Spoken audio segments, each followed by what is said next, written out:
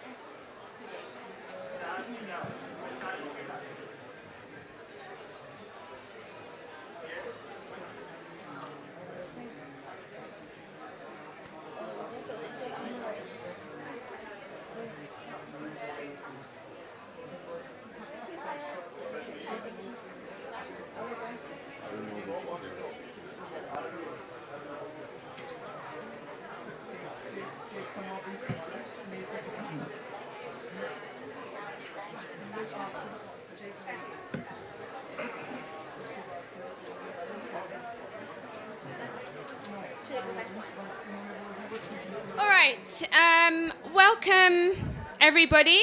Thank you so much for coming to join us here.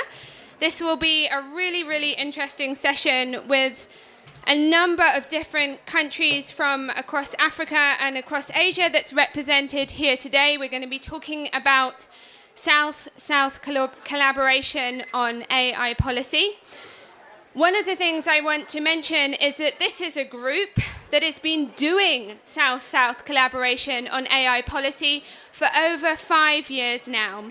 So my name is Rachel Adams. I'm the CEO of the Global Center on AI Governance, and we have been working together with GIZ from Germany and the Human Sciences Research Council from South Africa in supporting a very dynamic network of leaders working on AI policy from 5 African countries, from Indonesia and from India, to think about how working together we can learn from one another and develop meaningful and effective AI policy solutions that work for southern countries and southern contexts. So it's my pleasure to be moderating this panel today. We've got a number of speakers, so I'm going to move quickly and introduce our keynote speaker, Wolfgang Bungarten, who is the Senior Policy Officer within the German Federal Ministry for Economic Cooperation and Development, who'll be giving a few opening remarks to set the tone. Thank you, Wolfgang.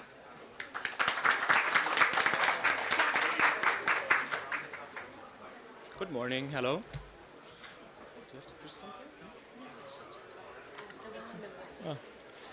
Good morning. Well, dear Dr. Adams, dear members of the Africa-Asia AI Policymaker Network, dear colleagues, ladies and gentlemen, I would like to welcome you to this panel discussion on South-South collaboration in AI policymaking. This session brings together 7 members of the Africa-Asia AI Policymaker Network, so we will have the privilege to hear 7 perspectives on AI governance from 7 different countries. I believe that it's quite unique. But let me start by thanking Dr. Rachel Adams and her team from the Global Center on AI Governance for hosting and organizing this event, as well as Paul Platinga and his team of the South African Human Science Research Council for their strong support. And of course, I would like to thank our panelists who have agreed to share their perspective with us today, and especially Mrs. Rama Devi Lanka from Niti Aayog from the Indian government. Thank you. Ladies and gentlemen, you might wonder what exactly is the Africa AI Policymaker Network. What does it do and what is so special about it? Well, imagine you work for an African or Asian government or a government agency, and it is your responsibility to draft a new AI regulation policy. This is a very important and a very challenging task, right? So how would you approach it? What would your first step be? Well, you could start by looking around you. How does the regulatory framework of other countries look like, of your neighbors, of other countries in your region or even beyond? You can draw inspiration from their AI strategies, legal texts, policies, directives. But there's just one problem. These documents, they cannot talk to you. They won't tell you how they came into existence, how the overall process looked like, and which stakeholders were consulted. They won't tell you which choices had to be made and why certain decisions were taken. And they won't tell you which part are rather country-specific and which are of a more general nature. So, if these documents cannot talk to you, you should talk to each other. In order to learn from the experience of others, you must enter into exchange and dialogue. And that is, in a nutshell, the very, very simple idea of the African-Asia AI Policymaker Network. The network was founded in 2022, bringing together officials from 7 different countries: Ghana, India, Indonesia, Kenya, Rwanda, South Africa, and Uganda. The German Ministry for Economic Cooperation and Development has supported the network right from the start by providing the structures required to organize itself and by providing the resources for capacity building and in-person exchanges. And in fact, we are very proud of what the network has achieved so far. It has evolved into an influential platform and a cross-border community that strengthens collaboration between Africa and Asia. It has become an important promoter of fair and responsible AI, serving as a collective voice for policymakers, and it has produced tangible results. For example, by compiling an AI policy playbook with practical advice for our AI regulators. Therefore, I would like to thank all members of the AI Policymaker Network, many of whom are here today, for their achievements. With your work, you are contributing to making AI more equitable, transparent, inclusive, safe, and responsible. Well, let us now turn to the panel and hear from some members about their experience. They will present to us their pathway to AI governance and how they envision the partnership within the network. You will be surprised at the range of topics because there are so many aspects to AI regulation, including questions of interoperability, data exchange, sandbox management, and auditing. I'm sure the AAA Policymaker Network will not run out of topics, and that is exactly why it is so important. Thank you.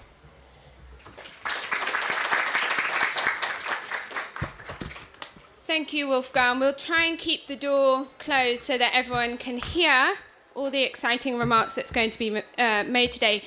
I'd like to introduce my colleague, Dr. Odilile Ayodele, who's the Senior Research Specialist at the Human Sciences Research Council and one of the lead authors on a draft paper that's been developed with AI policy leads from across these 5 African countries and 2 Asian countries around how can South-South collaboration on AI policy work. Odilile, over to you.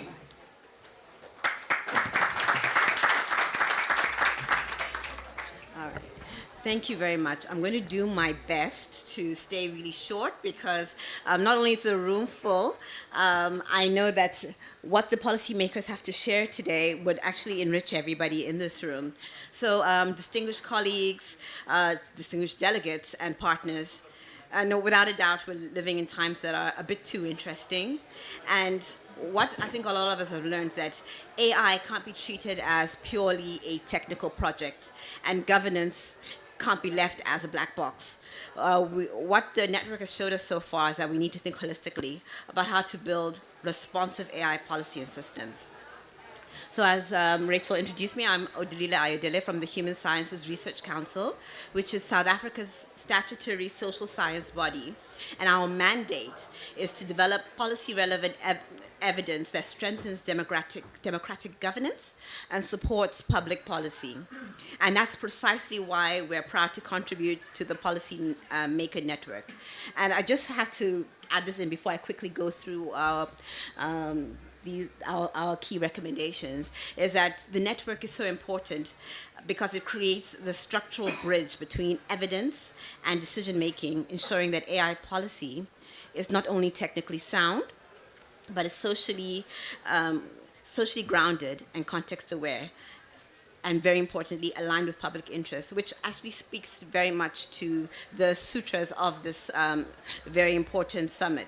Now, a big reason why I'm standing here is to talk through our draft discussion document.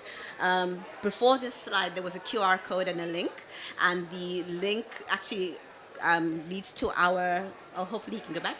The link actually leads to our draft discussion document, and we hope that you will all take the time to read it and comment on it.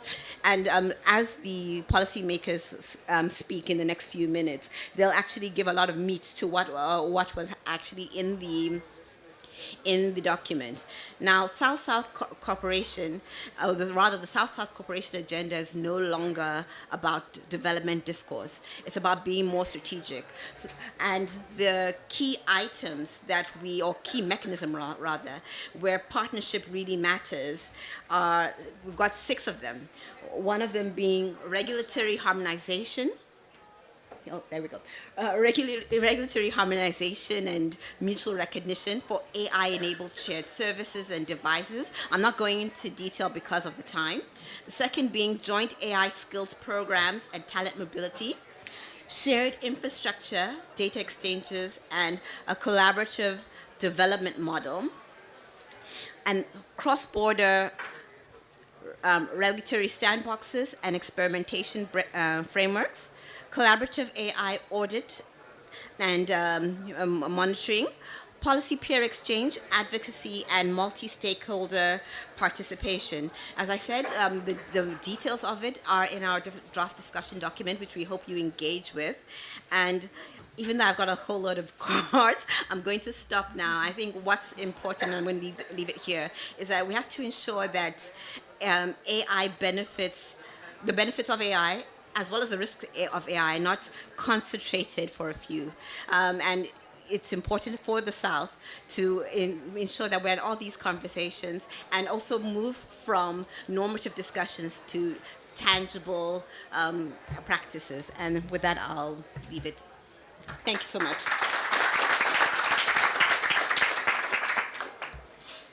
Thank you, Odilile. We're now going to spend the next part of this panel hearing from representatives from each of the countries here. These are people who have been leading AI policy development in their respective countries. They're going to talk to us a little bit about their experiences in developing AI policies for their countries and in working within this network.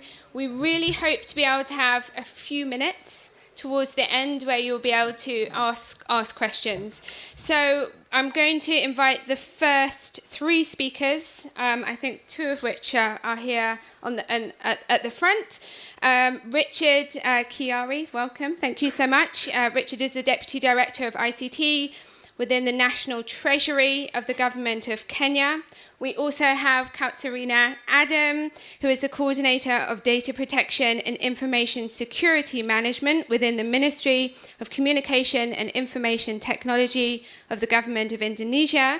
And my dear friend, whose name I'm going to pronounce beautifully, Cyprian Nshimiyimana, who is the Program Manager of the AI Scaling Hub within the Center for the Fourth Industrial Revolution within Rwanda. So, Richard, if I could invite you to provide your remarks first, and then Katsarina and Cyprian after that. Thank you.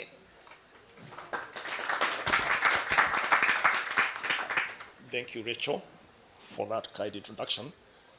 My name is Richard Kiari. Sorry. I'm quite tall, and she's, yeah, from my country, we're quite tall. I come from Republic of Kenya, that is in East Africa, for those of you who are trying to figure out where it is in the map. And I was in charge of policy development at the Ministry of ICT in Kenya before I moved now to the National Treasury. Now, our journey in AI policy development started in earnest around 2022. And with general support from development partners like GIZ, we try to come with, we called all the stakeholders together so that we can come up with an AI policy. But it never became an AI policy because the concept was still new. And many people started saying that you want to legislate something, you want to bring rules on something which you don't even understand. So they said, let us start with the strategy first. Then we watch what other countries are doing, and that is the time now we are going now to come up with now a comprehensive policy. So in our AI strategy, one of the issues that arose was actually on the infrastructure. Do we actually have the infrastructure to support all these particular models? When we had seen so many big players coming and setting base in the country, and people are worried that this is not our solution. They are just bringing solutions from outside the country, and we are not really very amused. So we wanted to have our own infrastructure, or if we can share the infrastructure amongst South African countries, then that would work out better for us. The second aspect was data governance framework. Right now we are working on a data governance policy because we realized we need to share data amongst our colleagues, our peers. Not only personal data, but even data to do with agriculture, which is actually a key backbone of our economy, data to do with health, data to do with weather, all this data, and it cuts across all countries, whether it's Uganda, Rwanda, whatever it is. But we didn't have a framework for sharing that, and so we thought it was an important aspect for it. And the third aspect we talked about was about ethical and responsible and inclusive AI use. We have all seen that what AI is capable of. Disinformation, we have seen all sorts of large language models coming up with all sorts of things which are really affecting even our national security and even our social infrastructure. So all those things we wanted to share and find out how can we really cooperate with other people and what are the experiences in other countries. Then among the things that we thought about about cooperation is mainly on cross-border data transfer. I think I've alluded to that, so I don't have to take a lot of time on that. Forums for sharing best practices. We can learn from each other. Whenever we have had meetings, they have been very stormy, and many people bring a lot of issues, and sometimes we are not even able to address them. And finally, how can we set up a shared IT infrastructure? We may not have enough resources, but we know as South African countries, we can actually pull our resources together and we come up with AI infrastructure, which is going to solve some of our problems. I didn't want to take a lot of your time, so I had been given a few minutes, so I want to stop there, and then I give my colleague another chance to talk. Thank you so much.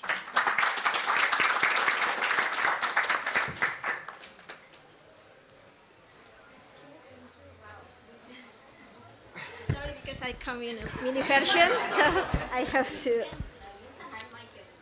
Okay, it's okay. Okay, thank you. It is a privilege to be here in Delhi. Namaste.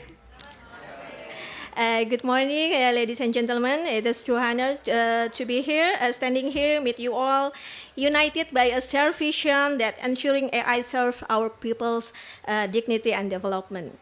In Indonesia, our national roadmap 2025 till 2029 focus on 10 priority sectors, from food security to health, but we know that the heart of AI is not the code, it's the people.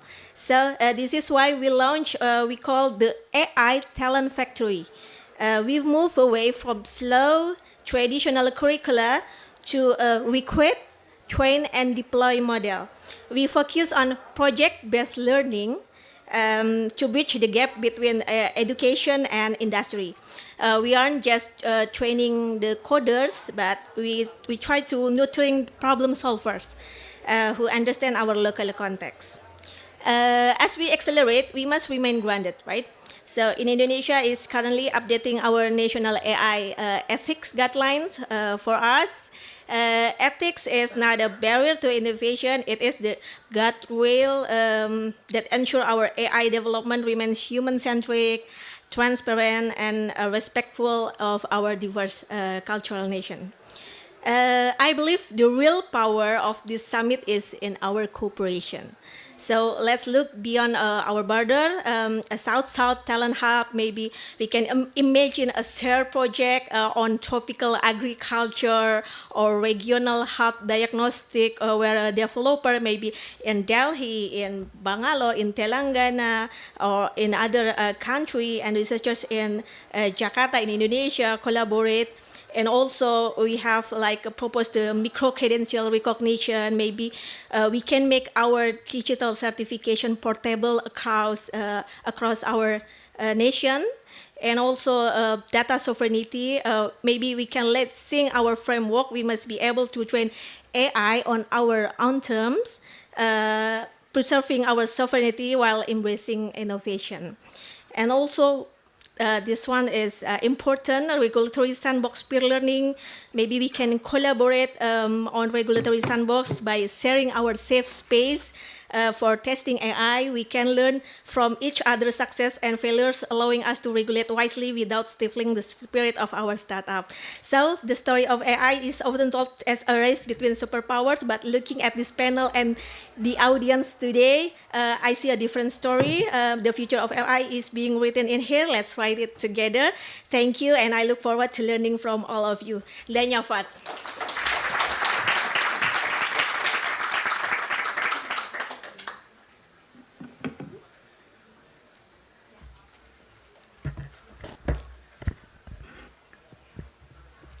Good morning, everyone. My name is Cyprien. I'm from Rwanda. I'm a program manager for the AI Scaling Hub at the Center for the Fourth Industrial Revolution. I'm going to quickly share an overview of Rwanda's journey as far as AI policy development and implementation is concerned. And then I'll touch very briefly on some of the South-South collaboration opportunities that we've had with our partners.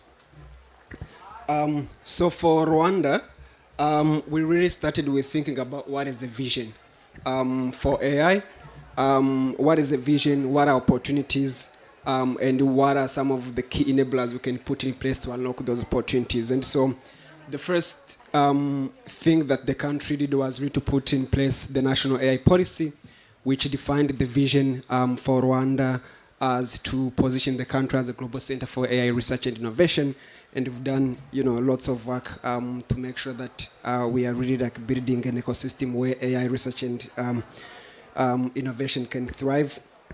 So we defined that vision, and then during the development of the AI policy, we're also thinking about what is the value for AI, so what is the economic opportunities.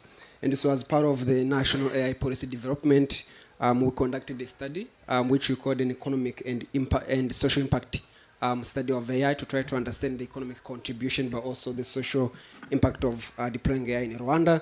This is back in 2022. We had previously estimated that AI was going to contribute 6% to the national GDP, along with lots of social benefits. But this is a pre-generative AI moment, so that was before ChatGPT really became mainstream, and now we have a sense that was actually understated. So I think if we repeat the exercise, it's probably going to be a lot more. But along with that exercise, we redefined the priority sectors, which we identified to be healthcare, agriculture, and education, and that's where we are focusing our interventions today. And then in other priorities, we really try to think about what are the key policy enablers, what are the accelerators, and what are the safeguards that should be in place. So for the enablers, we're thinking about things like digital skills, AI literacy, AI expertise, data infrastructure, and data strategy, as well as compute infrastructure. And then for accelerators, we committed to accelerating the adoption of AI in the public sector and as well as the private sector. And then we put, as far as safeguards, we also thought about developing ethical development and deployment guidelines for AI, which were also published in 2023. Moving on, we also learned that Rwanda was not going to do it alone. So we believe that South-South collaboration is quite important.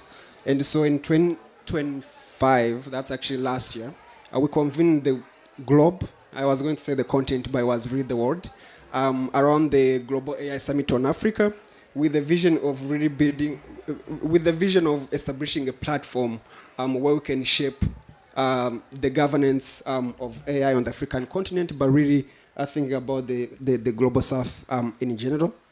So that summit was held, the first version of that last year, and we want to be having it recurring, so it's coming back next year. As part of the summit, we also helped draft the Africa Declaration on AI, which was launched and adopted during the summit, and worked with the Smart Africa, Gates Foundation, and other partners to also, conceptualize and launch the Africa AI Council, which is an advisory body to Smart Africa for everything related to AI governance on the continent. So that is on the national AI policy development and kind of like our effort to strengthen the South-South collaboration. As part of this implementation journey, we've had to also test the value of AI by deploying lots of pilot projects in health, agriculture, and education as our focus sectors. But we learned that, our general observation were that, most of some of these projects were having difficulties when it comes to scaling the projects. And this is not just for Rwanda. It is an observation across most of Global South countries. So we started to think about how can we have a model for scaling these use cases and make sure that they can go on to have the impact. So we worked with the Gates Foundation to launch a form of this model called AI Scaling Hub. And the goal there is to take all of these use cases that we have developed as MVPs and pilots and think about what they need to scale. So that includes providing compute resources for some of these teams that are developing solutions, making data accessible, but also working with the government to really support the policy and regulatory landscape to make sure that there's a conducive environment. So there is a lot of other things that we have done. I'm not going to go into that because of the time. I want to move on to a few examples of South-South collaboration that goes beyond the Global AI Summit that we hosted. In 2024, we partnered with Singapore to develop an AI playbook for small states, thinking about the unique challenges that small states are facing and we wanted to develop a practical guideline mostly for policymakers on how to really navigate those challenges, such as challenges related to the size of the market for small states, representation in global training data sets, access to compute and expertise. Again, those challenges are quite shared across most ecosystems, but they are even more pronounced for small states. Second example is our collaboration with UAE and Singapore. In 2022, we launched an AI fellowship, which was a thing of this Center for the Fourth Industrial Revolution Network, but wanted to see how we can use this network to really strengthen South-South collaboration. So we launched this platform this program as a platform for collaborating and making sure that we can learn from each other's experience to strengthen each other's ecosystem. And as a result of that initiative, last year, Rwanda actually mandated that all civil servants take an AI fluency and literacy course. And we worked with UAE Center and the Dubai Center for AI to have over 100,000 civil servants in Rwanda take this certification course from the platform at the Dubai Center for AI, 1 million prompters program. So, learning from this experience of South collaboration and our contribution to making sure that we can collaborate. We've learned that there is lots of benefits, and there are tangible outputs, at least from our own collaboration within Africa, but also beyond Africa, in places such as UAE and Singapore. And we really recommend that we invest a lot more resources and effort in supporting these types of collaboration. That's why at the AI Scaling Hub we have a dedicated work stream which is around knowledge sharing. We are positioning it as a learning node where different policymakers, but also implementers and technical experts that are implementing solutions in different spaces could really collaborate and share their knowledge. And the Global AI Summit is coming back again next year. So we really encourage partners to join us and support these types of platforms. Over.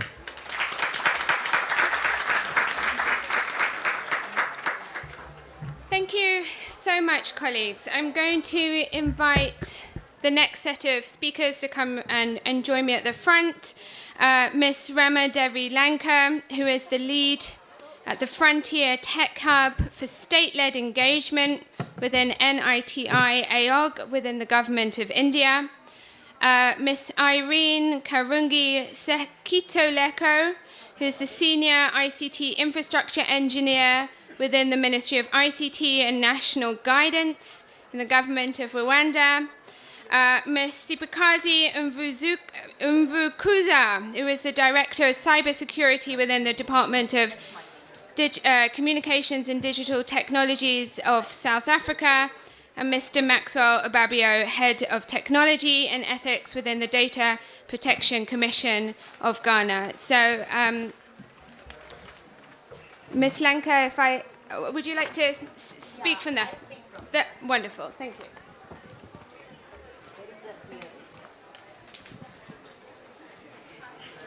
Hello, good afternoon, everyone.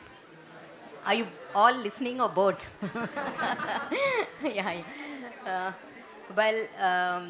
I thank HSRC and GIZ Pay Forward for giving us this opportunity to share our experiences, our policies, our initiatives with each other, with different nations today. And this is, I think, third or fourth time I'm actually part of these discussions. And it's a great learning platform, for different countries. So I'll just touch upon the national policy in India for the sake of our, international visitors here, and also what we are doing in NITI Aayog in terms of AI specifically. So I'm Rama Devi Lanka. I led the Emerging Technologies Hub in the state of Telangana and recently moved to NITI Aayog. And my primary role is to work with different states in India, take frontier technologies to them. And at Frontier Technologies, what we do is we go one step ahead. Now we are working on AI implementation and all. But under Frontier Tech Hub in NITI Aayog, we look a little bit ahead, and see what are the mega technology shifts that are happening across globally, and advise government, like, what are the policy, frameworks or policies that they need to bring in to be ahead of the curve in those new technologies. That's what we do at Niti Aayog as part of Frontier Tech Hub. So coming to the National AI Mission, I think I see a few Indians here, so you might be aware of it, but I still, would like to mention about it because it's a fantastic initiative by Government of India, India AI Mission. It has been set up in 2024 with a budget outlay of 10,000 crores, and there are 6 pillars under it. And everybody, earlier spoke about infrastructure. Infrastructure is one of the key pillars. 10,000 GPUs have been, being issued to students, researchers, startups, state governments, academic institutions, and so on at a subsidized cost of 60 rupees is what we call for an hour, which is less than $1 combined. If it's compared with other nations, it's far, far less in cost because we wanted to accelerate, the adoption of AI, the development of AI in India. That's one. Second, AI models. Again, at the end of the day, when you look at AI, you need infrastructure, models, data, right? These are the 3 things. So models, Government of India is looking at, sovereign models is what we call, LLMs, because Indians speak 22 different languages and we need a sovereign model of our own. So Bharat Jan, and we have another Sarvam AI, they're working on Indian-based, LLMs, so that especially we are looking at, voice-based AI, because when a farmer really needs an advice, he should be able to just pick up a phone, and say, how is the weather today? What do I sow? When do I sow? In his own native language. That's what we are looking at, So models is one, data is another one, and all of you who are in the AI space agree with me that, data is one of the core areas. Is that 17 seconds just left? Minutes. 17. Okay. I was just. Okay, thank you. Okay. So, Government of India has set up a data platform, about 2,000 data sets are available, which startups, universities can. Data is another one. And at the end of the day, as earlier speakers also mentioned about this, responsible AI is one of the core thing that whatever India does, So, they have set up an AI Safety Institute that looks into governance, ethics, biases, and so on. Skilling is another pillar, so I'm not going much into that because of the time constraint. That's what India AI Mission is doing. Now today, if you look at the length and breadth of the country, schools, students, colleges, universities, startups, companies, they're actually, doing fantastic job in AI. That's the outcome of the India AI Mission. So now moving on to the Niti Aayog's role, As I said, we look at one step ahead. But with specific to AI, what we are looking at is, how do we leverage the potential of AI in various sectors, For example, India has a vision of becoming a developed nation by 2047, that's called Viksit Bharat.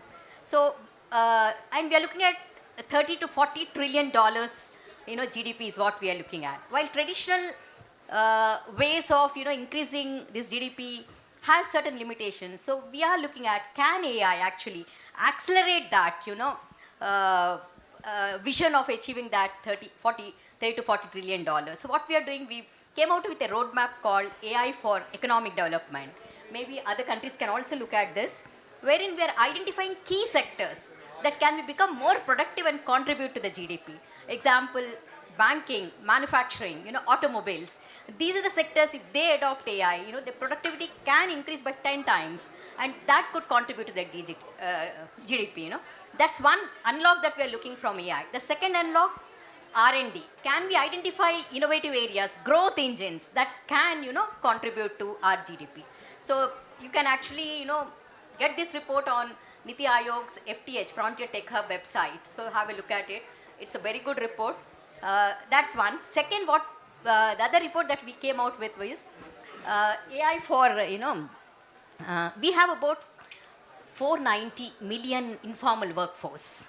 So they are carpenters, small works they do. But they contribute about more than 50% to the GDP of India. Carpenters, construction workers, artisans, plumbers, electricians, and so on. So we actually came out with a roadmap, to identify what are the technologies that can actually increase their productivity, improve their livelihoods. And some of the systemic barriers that they are facing are, trust. When a plumber or a cook comes to you and says, I need a job, you don't really trust her or him, So can we build a credential system for them that actually helps them to get jobs?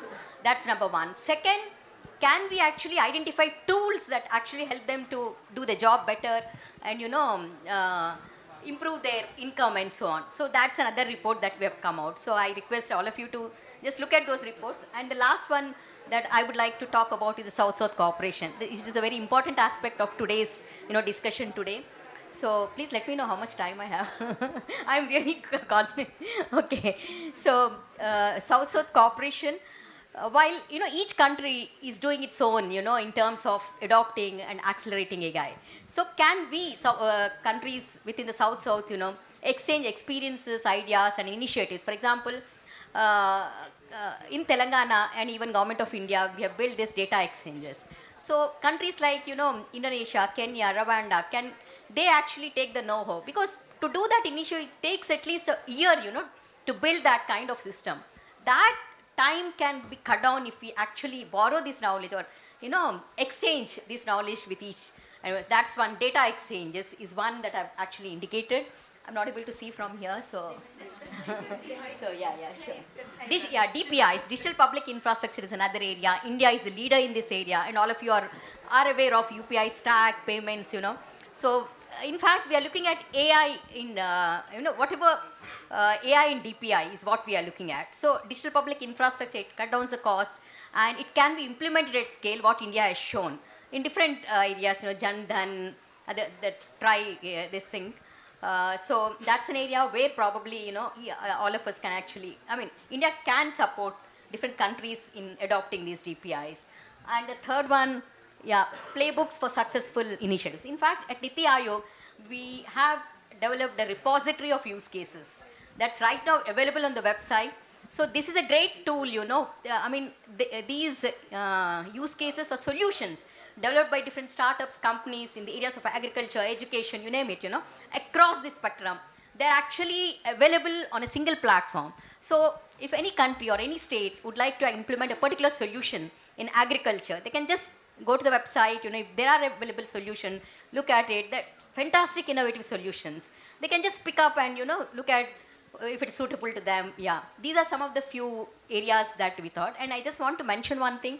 Last year when we met in Kenya, actually we have discussed a couple of initiatives, and one initiative that is being implemented in Telangana is soil analysis. So in fact, my former colleague Anand asked me to convey this, that project has been implemented successfully. That is one of the outcomes of our discussions in Kenya. Just wanted to mention that. And thank you. So, I didn't speak much about AI governance, responsible AI, while that is at the core of everything we do, but I wanted to focus on the opportunities and the potential of AI, for South-South countries. That was my intention. Thank you all.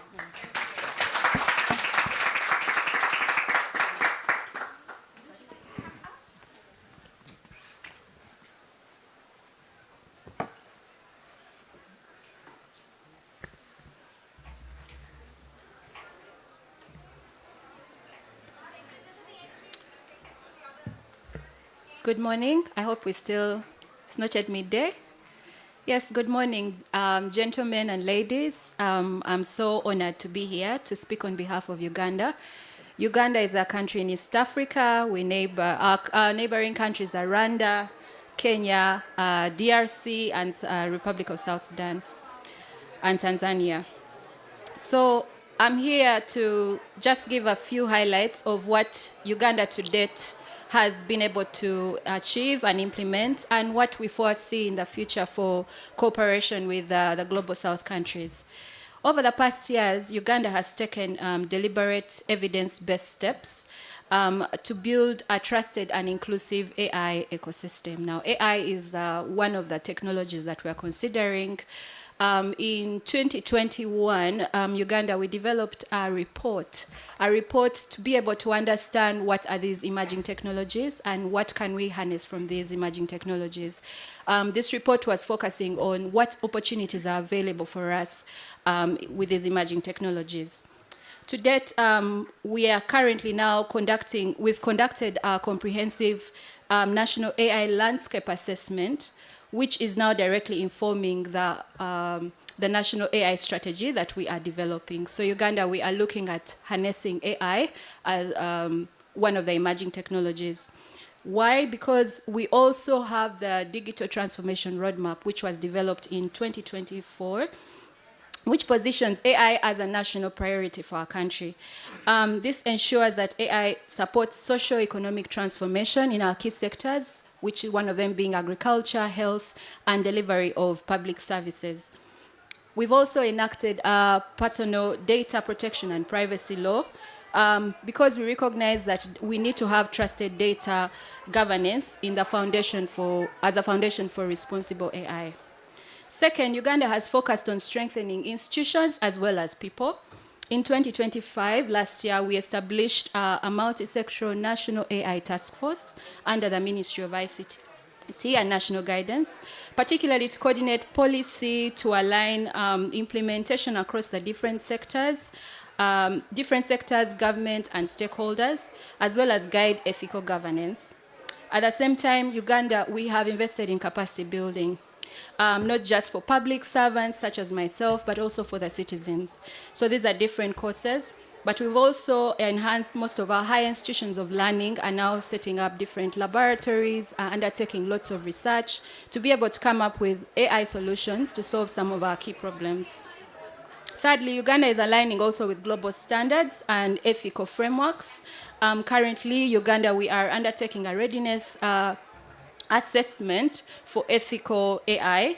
We're doing this together with support with UNESCO, and we are also currently supporting the part of the membership of looking at global AI supervisory networks. The Ministry of ICT is the spearheading on this from Uganda side. We also hosted the Global AI Innovation Movement and Evolution Conference in Kampala recently, which shows that Uganda, we are doing our best to position our country as a regional platform for dialogue on responsible AI. So looking forward, what are we looking forward in terms of providing immense value in, we are looking at deeper cooperation with partners across Africa and Asia. Particularly, we are learning from several of the global South countries, such as India. Currently, our national ID card was actually developed based on the shared principles for DPI. But we're also looking at learning a bit more on how trusted digital identity can enable secure and scalable AI-driven services. We are also looking at having closer policy collaboration among global South countries, such as harmonized governance approaches. So we cannot have silos, but how do we harmonize these approaches? One of them is currently, we have the ESC, East African Community, that is now currently working on an AI strategy. And this is being done alongside our national AI strategy. So there's a lot of stakeholder engagements with the different neighboring countries in East Africa, so that our national AI strategy actually speaks and aligns to the regional AI strategy. We're also looking at collaboration in having common guidelines for emerging technologies such as generative AI. A lot of our citizens are now taking up, these generative AI applications like ChatGPT and the like. So how do we as government be able to have proper guidelines that take into consideration these emerging technologies like Gen AI? Finally, Uganda believes that our shared future lies in joint investment in skills, research, and in infrastructure. We do have challenges such as compute power, we have limited data sets, and we also have a bit of a limited skill set. So we're looking at collaboration in that area, and the possible ways we're looking at is having exchange programs with global South countries, some research partnerships, and also looking at shared compute capacity and multilingual data sets, so that our AI solutions reflect our local context and we're able to serve our people.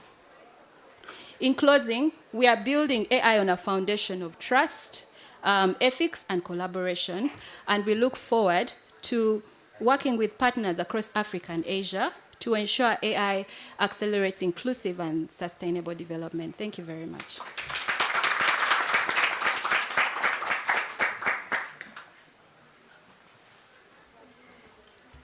I shouldn't have looked at the time.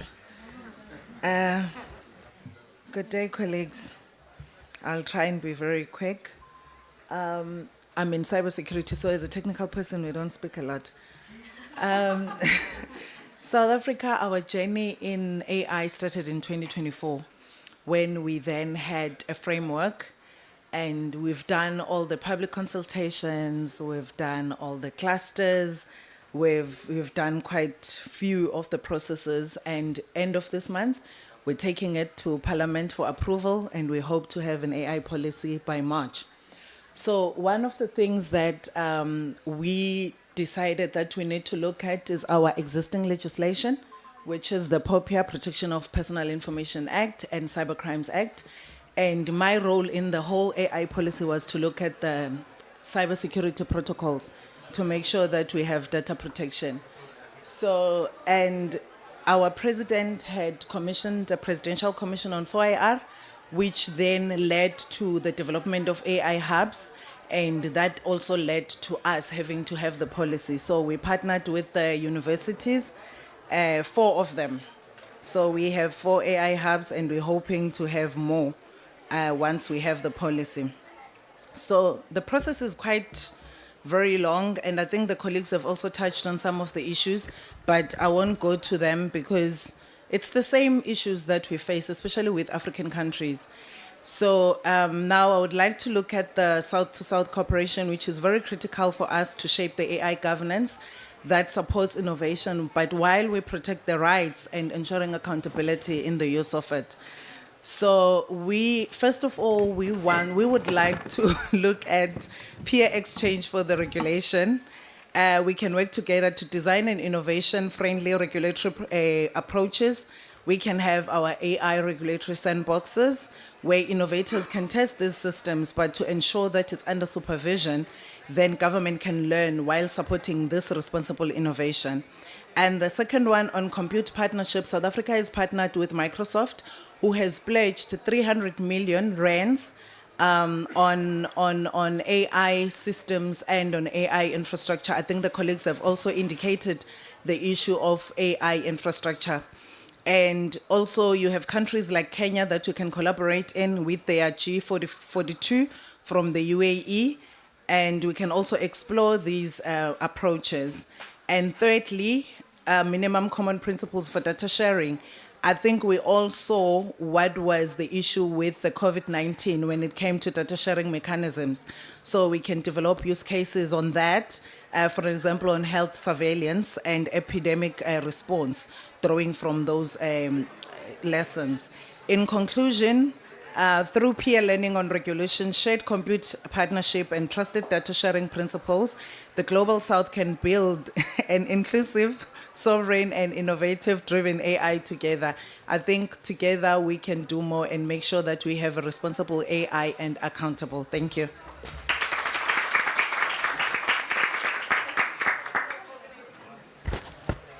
Good afternoon. I think I'm the tallest one here, right? And the last with the last minute. But anyway, I'm going to make my conversation a bit straightforward. So good afternoon, everyone, my fellow policymakers, everyone. Maxwell Ababu from Ghana with the Data Protection Commission and from West Africa. So quickly, we started this 2022 till now, and there was a stakeholder engagement, which is very critical to us because we have to make sure we involve every single party in drafting this, and it has been done and been submitted to the cabinet, waiting for approval. And another thing we thought about, which was very important for us to consider, is the cabinet ministers, because when a policy document is being submitted to these higher authorities, sometimes we do forget to get them involved at the early stages. So there's always a bottleneck. We are waiting for approval. So we did a workshop with the cabinet ministers to understand the importance of this policy and its effect in the various, as in the country, as Ghana as a whole. So we did that, and it went on successfully. During that program, we also we came up with something called AI focal persons for each ministry. If we have Ghana as a data protection, our act mandates that every ministry is supposed to have a data protection supervisor to see the lawful process of personal information. So why don't we also consider having focal people for AI who are also going to oversee the relevance of adoption of AI in various ministries so that it wouldn't be like a cut and paste. And also, we did that. And there was a capacity building training for prompt engineering for chief directors and the ministries.